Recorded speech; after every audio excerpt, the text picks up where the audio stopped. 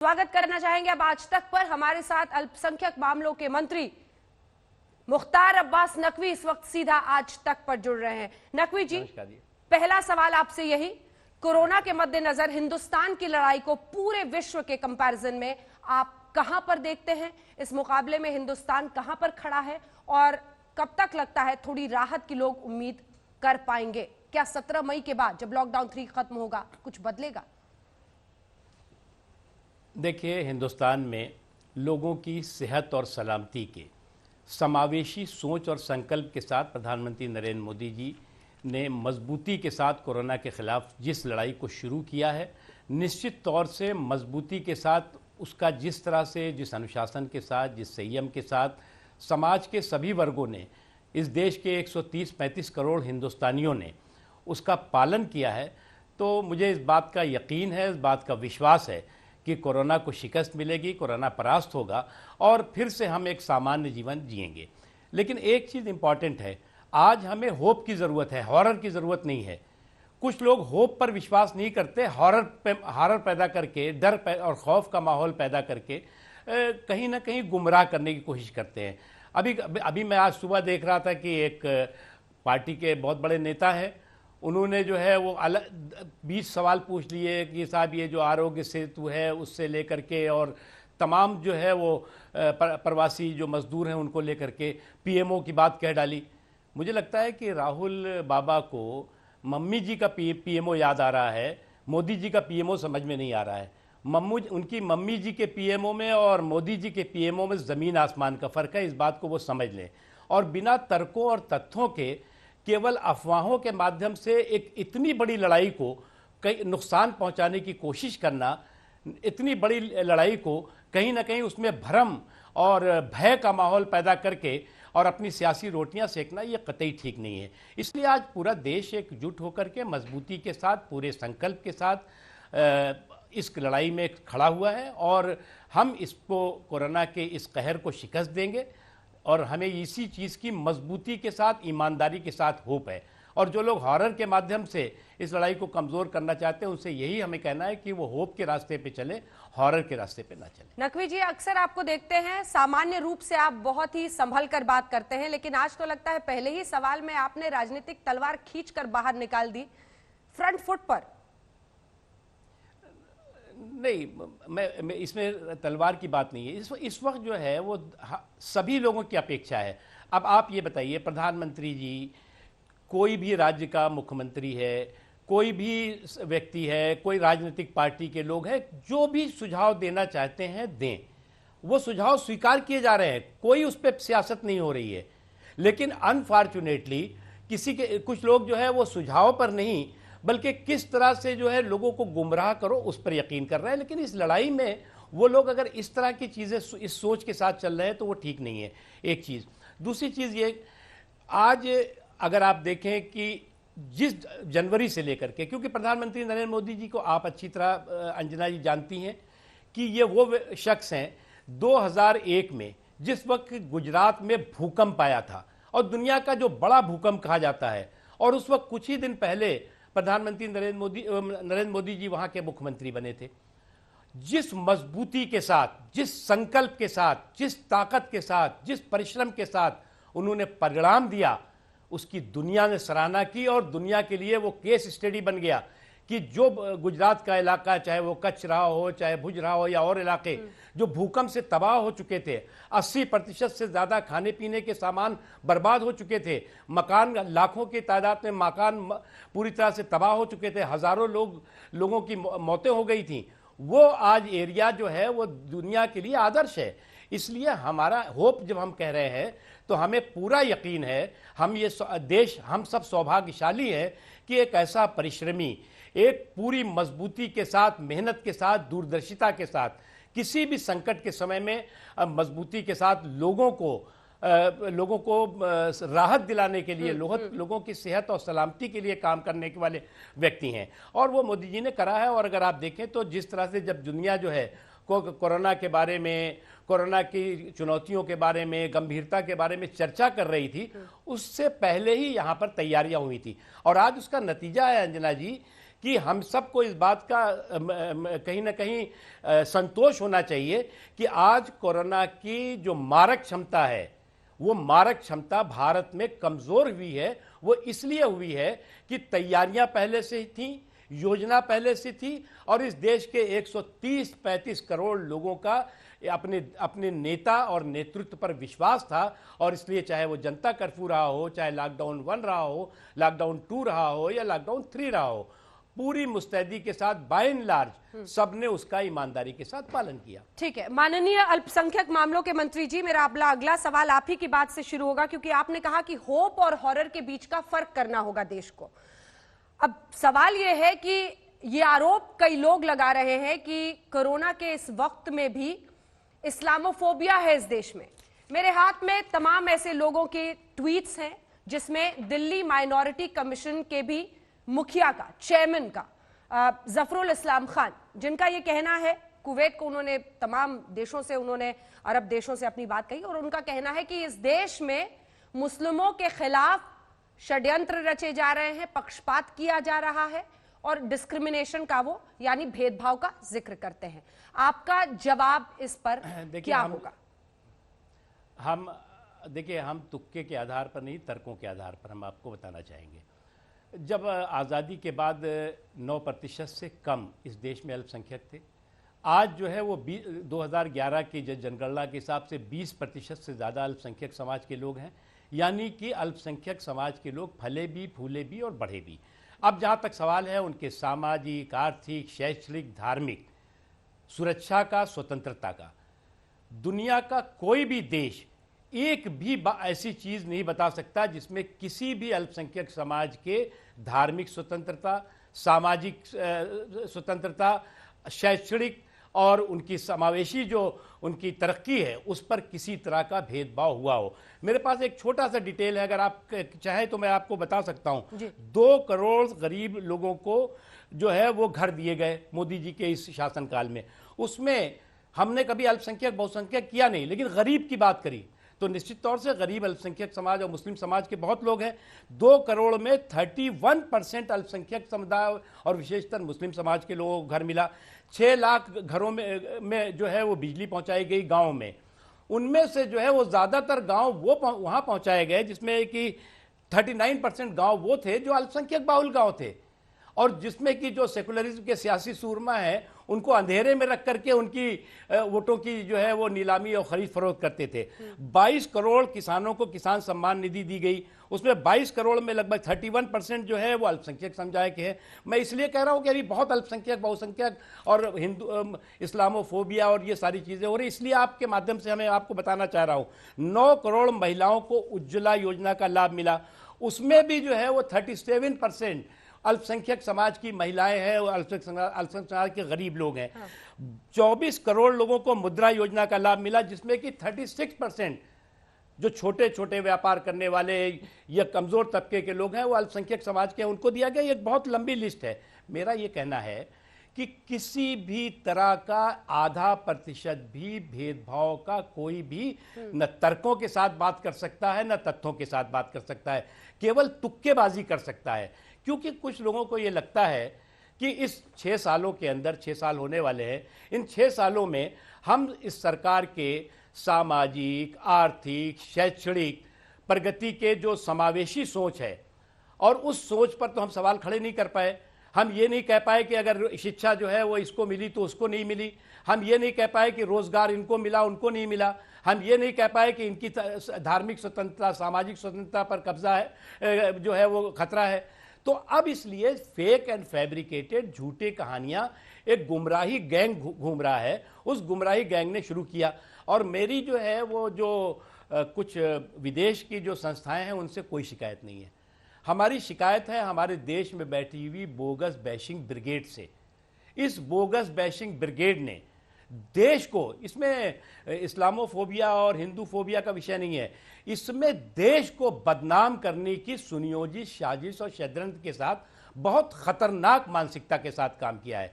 मैं फिर से एक बात कहता हूं, बहुत खतरनाक और राष्ट्रद्रोही मानसिकता के साथ, देशद्रोही मानसिकता के साथ काम किया है। न ये हिंदुओं के दोस्त हैं, न मुसलमानों के दोस्त हैं, न देश के दोस्त हैं।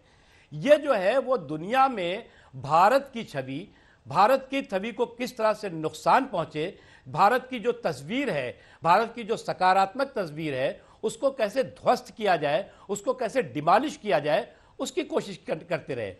लेकिन देश के लोगों ने मिलजुल करके उनकी इस साजिश को, इस षड्यंत्रों को परास्त किया है। लेकिन और आप देखिए ना, लॉकडाउन है, आज मस्जिदों में कोई इबादत नहीं हो रही। आप माइनॉरिटी अफेयर्स के मिनिस्टर हैं और ये माइनॉरिटीज कमीशन के हेड हैं दिल्ली में, एक संवैधानिक पद पर बैठे हुए व्यक्ति हैं।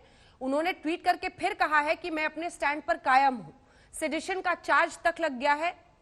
उन पर कहने से क्या आप जानबूझकर बच रहे हैं, या आपको लगता है कि ऐसे पदों पर बैठे लोग जब ऐसी बात कहते हैं तो उसका अर्थ बहुत दूर तक जाता है? जी, मैं बताऊं, अगर हमारी सरकार के अंतर्गत ऐसा व्यक्ति कोई होता तो उसको 2 मिनट के अंदर कान पकड़ करके बाहर भी निकाल दिया जाता और कानून के तहत कार्रवाई भी होती फौरन।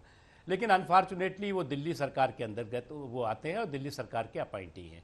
लेकिन मुझे उम्मीद है और ऐसा मैं समझता हूं कि ऐसे संवेदनशील मुद्दे पर इस तरह का की एक घृणित सोच, इस तरह की जो है वो खतरनाक सोच को कोई भी जो है कभी भी एक्सेप्ट नहीं कर सकता, और दिल्ली की सरकार को भी इस बात को सोचना चाहिए। मुझे लगता है इससे ज्यादा बड़े संकेत आप नहीं दे सकते हैं। अगली इसी कड़ी में अगर हम ले जाएं तो चाहे वो जावेद अख्तर हो, जिनका ये आरोप है कि देश में हर बात में अब इस्लामोफोबिया फैलाया जा रहा है, या AIMIM के हेड असदुद्दीन ओवैसी हो, या फिर हाल में ही एक चिट्ठी लिखी गई जिसमें वजाहत हबीबुल्ला से लेकर SY कुरैशी साहब कई लोग थे जिनका कहना था कि मुस्लिम्स को टारगेट किया जा रहा है। और अगर हम देखें तो इसकी शुरुआत निजामुद्दीन मरकज के तबलीगी जमात में जब बहुत ज्यादा संक्रमण पूरे देश में फैला और उसकी मीडिया रिपोर्ट्स आई, उसके बाद से हुआ। इस पर आपका क्या स्टैंड है, क्या जवाब है? देखिए, ये तबलीगी जो जमात वाला इशू है, मैं मानता हूँ कि ये जो तबलीगियों का गुनाह है, ये कोई हिंदुस्तान के मुसलमानों का गुनाह नहीं है। एक छोटी सी एक संस्था है, उस संस्था के या वो लोग हैं, उन्होंने ये किया है और उसके तहत, कानून के तहत उन पर कार्रवाई भी होनी चाहिए। बेहतर तो होता है कि वो खुद ही इस बात को स्वीकार करते कि ये उन्होंने जो गुनाह किया है, जो गलती की है, वो उन्होंने की है। लेकिन अनफॉर्चुनेटली उसको जस्टिफाई करने की कोशिश ज़रूर ज़्यादा हुई है। मुझे जो मैंने आपसे शुरू में नाम लिया कि एक पार्टी के, जो कांग्रेस पार्टी के नेता है राहुल गांधी जी, उन्होंने सरकार पे सवाल, झूठे मनगढ़ंत किस्से, कहानियाँ, उनके मुंह से हमने एक शब्द नहीं सुना कि इस तबलीगी जमात के इस गुनाह को कि उन्होंने निंदा की हो या उनके खिलाफ कार्रवाई करने की बात की हो, नहीं सुना हमने। इसलिए जो है वो ये बात सही है कि आज हो सकता है, मैं नहीं कह सकता, हो सकता है आज हमें लॉकडाउन 3 की ज़रूरत ना पड़ती, लॉकडाउन 2 भी जो है वो कम समय में ख़त्म हो जाता अगर इस तरह का जो है वो लापरवाही, क्रिमिनल नेग्लिजेंस ना होती। और इतनी बड़ी तादाद में देश भर में एक संस्था के गलती की वजह से, एक संस्था के क्रिमिनल नेग्लिजेंस की वजह से पूरे देश में इस कोरोना का कहर जो है वो ना बढ़ता। लेकिन फिर भी वो कानून है, अपना काम कर रहा है। लेकिन जो लोग आज भी इस कंपटीशन में लगे हुए हैं, जो लोग आज भी इस कंपटीशन में है कि किस तरह से जो है इस पूरे की पूरी लड़ाई पर कम्युनल तड़का लगा दो, वो मुझे लगता है गलत काम कर रहे हैं। रोज़ एक चिट्ठी बना देना, चिट्ठी बना करके जो है आप देश में रह रहे हो या आप कहीं और रह रहे हो, शिकायत आप मतलब यहाँ पे आप रह रहे हो, यहाँ पे आप जो है वो फल फूल रहे हो, यहाँ पर आप जो है वो सारी सुविधाएं ले रहे हो, अपने संवैधानिक सामाजिक अधिकारों को जो है दुहाई दे रहे हो, और जो है वो शिकायत करने के लिए विदेशों को जा रहे हो, जो कि वहाँ भी कोई सुनने वाला नहीं है। एक बात समझ लीजिए आप, जब वो हर आदमी जानता है जो व्यक्ति देश का नहीं है वो हमारा क्या होगा। तो इसलिए जो है वो मुझे एक बात बहुत समझना चाहिए कि कोई भी समाज, कोई भी मजहब कभी भी इजाज़त नहीं देता कि वो अपने देश की बैशिंग करे, अपने देश को बदनाम करे, अपने देश के खिलाफ दुष्प्रचार को जो है वो विदेशों में फैलाए, और उससे कुछ लोग भ्रमित हो सकते हैं। इस्लामोफोबिया को कुछ लोग हथियार बना रहे हैं, ये आप आरोप शुरू से लगा रहे हैं। मेरा सवाल आपसे अगला ये है कि माइनॉरिटी अफेयर्स मिनिस्टर के तौर पर इसकी काट आपको खोजनी होगी, ये समझाना आपको होगा, ये संदेश आपको लोगों तक पहुंचाना होगा, ताकि अल्पसंख्यकों के मन में कोई डर, कोई भय ना रहे ये कैसे करेंगे आप? बड़ी चुनौती है, क्योंकि सोशल मीडिया प्लेटफॉर्म्स का इस्तेमाल, देखिए, अलग अलग चैनल्स का, यूट्यूब चैनल्स का इस्तेमाल करके सर बहुत ज्यादा डर और भ्रम पैदा किया जा रहा है। हाँ, Tablighi Jamaat is not equal to Muslims, ये आपको समझाना पड़ेगा। राइट, बिल्कुल बिल्कुल। देखिए, एक बात है, वो आपकी बात भी सही है कि सोशल मीडिया पर एंटी सोशल एक्टिविटीज़ बढ़ी हैं। ये बात सही है कि कुछ लोगों ने वेल प्लान तरीके से एक एजेंडा फिक्स करके, न क्यों सोशल मीडिया कह रहे हैं, कुछ जो है वो जो ऑनलाइन तमाम जिसे कहते हैं कि पेपर्स हैं, उन्होंने भी ये कहानियाँ शुरू कर रखी हैं, वो भी स्पॉन्सर्ड कहानियाँ लिख रहे हैं। लेकिन उससे भी इम्पॉर्टेंट आपको हम बताएं, इसी दौरान आप इस देश के अल्पसंख्यक या इस देश के मुसलमानों के जुनून और जज्बे को देखिए। ये सारा कुछ चलता रहा, लेकिन किसी ने इनकी बात नहीं मानी, किसी ने इनकी बात नहीं मानी। अगर आप शब-ए-रात से लेकर के और रमज़ान तक की बात देखें तो सारे लोगों ने लॉकडाउन का पालन किया।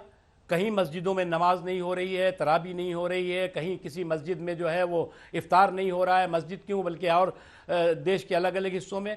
उससे भी इंपॉर्टेंट है जो आपके मैं चैनल पर पहली बार बताने जा रहा हूं, इस देश में लाखों मस्जिदें हैं, लाखों धार्मिक स्थल हैं, जिन्होंने कि इस कोरोना के काल में, कोरोना के पीरियड में लोगों की राहत के लिए, लोगों की सेहत और सलामती के लिए जो है वो इस देश में अप्रॉक्सीमेट 51 करोड़ रुपया प्रधानमंत्री और मुख्यमंत्री के राहत के कोष में जमा किए हैं। 51 करोड़ ये मस्जिदें हैं, ये जो धार्मिक स्थल हैं या जो और स्थल हैं, उन्हें वक्फ बोर्डों के माध्यम से, ये मामूली बात नहीं है। इन दुष्प्रचारों के बीच में लोगों का जुनून और जज्बा देखिए, समावेशी सोच और एकता का जो हम बात करते हैं वो देखिए। 16 हज हाउसेस हैं देश में, 16 हज हाउसेस। उन सारे हज हाउसेस ने जो है वो राज्य सरकारों से कहा कि हमारे हज हाउस में आप क्वारंटाइन सेंटर, आइसोलेशन सेंटर बनाइए। राज्य सरकारें वहां बना रही हैं। उसके अतिरिक्त जो है वो 1500 से ज़्यादा हमारे लड़के लड़कियां जिन्हें हमने ट्रेंड किया था हेल्थ फैसिलिटेटर और हेल्थ असिस्टेंट के रूप में, आज वो अलग अलग अस्पतालों में, अलग अलग संस्थाओं में जो है वो कोरोना के योद्धा के रूप में लोगों की हिफाजत कर रहे हैं, लोगों की सेहत और सलामती के लिए काम कर रहे हैं। इससे एक लंबी श्रृंखला है जिसमें कि लोगों ने पूरे जुनून और जज्बे के साथ इन तमाम नकारात्मकता के बीच में, इन तमाम मिस इन्फॉर्मेशन कैंपेन के बीच में, इस तमाम दुष्प्रचारों के पूरे हंगामे के बीच में लोगों ने अपनी सकारात्मक सोच के साथ देश के साथ खड़े हुए, देश में इस कोरोना के कहर के खिलाफ जो लड़ाई है उसमें खड़े हुए, प्रधानमंत्री नरेंद्र मोदी जी के प्रति विश्वास करके इस मजबूत लड़ाई को लड़ने के जुनून और जज्बे के साथ खड़े हुए। इसलिए हम नहीं मानते कि इन आइसोलेटेड केसेस के माध्यम से हम जो है वो ये सोचे कि हमारे देश में ऐसा हो रहा है। हमारा देश जो है वो सभी समाज के हिस्सों के बराबर की तरक्की और बराबर की सुरक्षा का हिस्सेदार, भागीदार बनाने का पक्षधर रहा है, और ये सरकार भी हमारी रही है। लेकिन ये भी एक सच्चाई है मुख्तार अब्बास नकवी जी कि अलग अलग जगहों से वीडियोस आए, कई जगहों पर ये देखा गया कि अगर कोई सब्जी वाला, बेचने वाला वो मुस्लिम है तो धर्म उसका पूछा जा रहा है। लोगों के मन में एक शंका का बैठ जाना एक बहुत बड़े संक्रमण की चेतावनी है। अगर इस डर की वजह से बहुसंख्यकों के मन में भी अगर डर बैठ गया ऐसा कि इनकी वजह से फैल रहा है, तो वो भी एक ऐसी सच्चाई है जिसका इलाज जरूरी है। देखिए, मैं इससे बिल्कुल आपसे इत्तेफाक करता हूं। किसी भी तरह से मजहब के रूप में, मजहब के नाम पर किसी को न प्रताड़ित किया जा सकता है, ना मेरे देश का कानून ये इसकी इजाज़त देता है, ना संविधान देता है और ना समाज देता है। मैं एक बात बता दूं आपको, हमारा देश जो है अगर सेकुलर है, अगर हमारे देश में सहिष्णुता है, टॉलरेंस है, तो वो कोई हमारी सरकार की वजह से या आपके मीडिया की वजह से नहीं है। इस देश के बहुसंख्यकों के समावेशी सोच और संस्कृति और संस्कार की वजह से है, और इसीलिए हमारा देश सेकुलर डेमोक्रेटिक कंट्री है। पड़ोस का पाकिस्तान इस्लामिक कंट्री बन गया जब देश का बंटवारा हुआ, इसलिए नहीं। लेकिन उससे भी इंपॉर्टेंट है ये जो साइबर ठगों की टीम है, इन साइबर ठगों की टीम से भी हमें होशियार रहना होगा।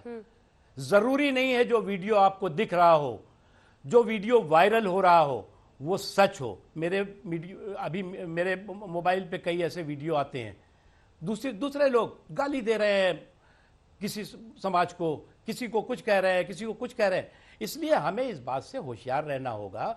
और ये तो आप जब ये बात कह रही हैं तो आप उन चीज़ों को भी, आपका चैनल ने कई बार दिखाया भी है, मैंने देखा है, लेकिन आपको जो है वो सकारात्मक चीज़ें वो ज़्यादा हैं। जो अगर ये 5% इस तरह की चीज़ें हैं तो 95% जो है वो हिंदू और मुसलमान और सिख और ईसाई मिलजुल करके एक दूसरे की मदद करते दिख रहे हैं, एक दूसरे के जो है वो खाने पीने की चिंता कर रहे हैं। तमाम ऐसी जगहों पे देखा है जहां पर जो है वो एक ऐसा एक बहुत दर्दनाक किस्सा था जिसमें कि एक हिंदू भाई की अर्थी को मुसलमानों ने कंधा लगा करके पहुंचाया।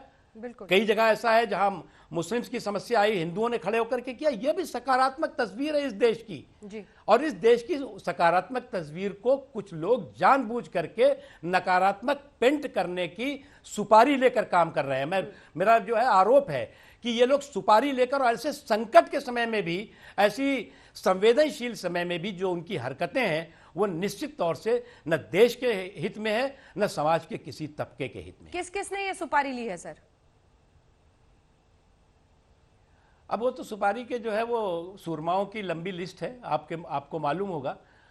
लेकिन एक बात ये बात सही है कि ये अगर आप देखें तो 2014 के बाद से ये बेचैन, ये हताश निराश आत्माएं कभी चैन से नहीं बैठी।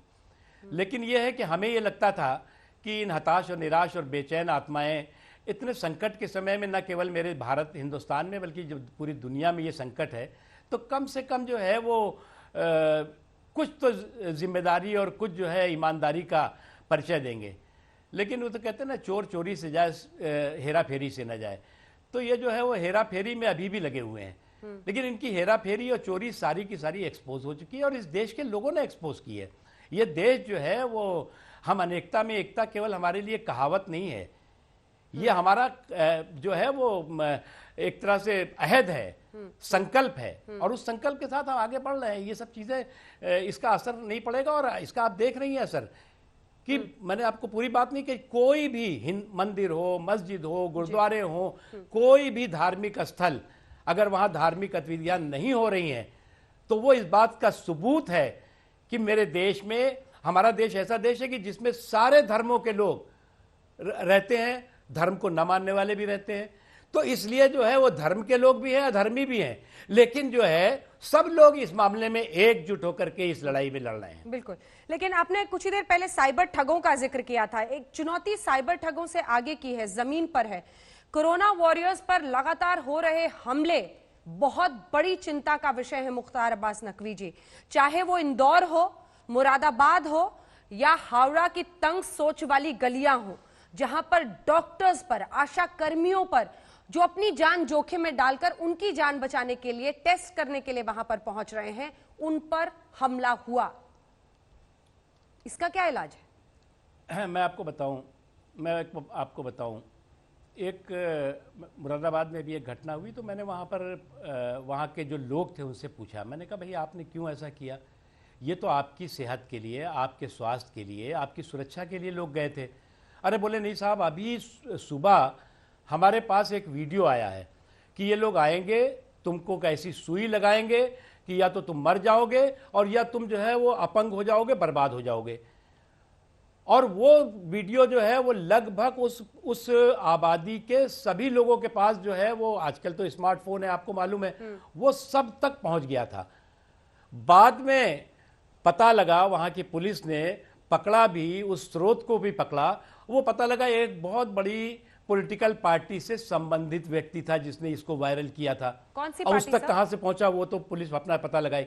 अब वो छोड़िए, इसलिए जो है वो उस तक कहां से आया वो भी जांच हो रही, पता लगेगा। लेकिन एक बात है, इसीलिए मैंने कहा ये साइबर ठगों का पूरा एक जाल है और उससे गुमराह होकर के लोग जो है वो कंफ्यूज होकर के, ये जो कंफ्यूजन क्रिएट करने का पूरा ब्रिगेड चल रही है, उससे कंफ्यूज होकर के लोग जो है वो इस तरह की हरकतें करते हैं। हमें जो हमारे सेहत के कर्मी हैं, सुरक्षा के कर्मी हैं, स्वास्थ्य के कर्मी हैं, उनका सम्मान करने की ज़रूरत है, उनका अपमान करने की ज़रूरत नहीं। और इस तरह के फेक, फैब्रिकेटेड, अफवाहें फैलाने वाले जो भी वीडियो आते हैं, वो वीडियो आपके दुश्मन हैं, वो वीडियो आप तक पहुंचाने वाले आपके जानी दुश्मन हैं। और जो सरकार है, केंद्र हो, प्रदेश हो, डिस्ट्रिक्ट एडमिनिस्ट्रेशन हो, जो जानकारी दे रहा है वही ऑथेंटिक है। उसके अलावा ये सारी चीज़ें जो हैं फेक, फर्जी और फैब्रिकेटेड हैं। जी, बहुत बहुत धन्यवाद आपका। मुख्तार अब्बास नकवी जी हमारे साथ, केंद्रीय मंत्री, अल्पसंख्यक मामलों के मंत्री, ये कहते हुए कि अफवाहों पर विश्वास मत कीजिए, अफवाहों से भी लड़ने का वक्त है। कोरोना के खिलाफ जंग में तो आप लॉकडाउन में घर हैं ही। दिन भर बने रहिए हमारे साथ, देखते रहिए आज तक।